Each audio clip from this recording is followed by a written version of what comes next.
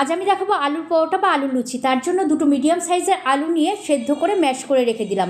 আর আরেকটা পাত্রে আটা ময়দা মিশিয়ে নিয়ে তার মধ্যে সেদ্ধ করা আলুটা দিয়ে দিলাম। আর তার সাথে দিয়ে দিলাম কুচনো ধনেপাতা, কাঁচা লঙ্কা, ভেজে রাখা জিরে, মৌরির গুঁড়ো, চাট মশলা, লঙ্কার গুঁড়ো, ধনের গুঁড়ো, পরিমাণ মতো নুন, চিনি, পরিমাণ মতো রিফাইন অয়েল আর 2 চামচ বেসন। সমস্ত উপকরণ একসাথে ভালো করে ময়াম দিয়ে তারপরে জল দিয়ে আটার মতো করে মেখে নিলাম। এবার 1 চামচ ঘি মাখিয়ে 10 মিনিটের জন্য ঢেকে রেখে দিলাম। 10 মিনিট পরে লেচি কেটে গোল গোল করে রুটির মতো করে বেলে নিলাম। আর তাওয়াতে ফেলে 2 পিঠ সেকে 1 চামচ করে ঘি মাখিয়ে ভেজে নিলাম। এভাবে সবকটা পরোটা একে একে ভেজে নেওয়ার পর মনে হলো দুটো লুচি বানিয়ে দেখি কেমন হয়।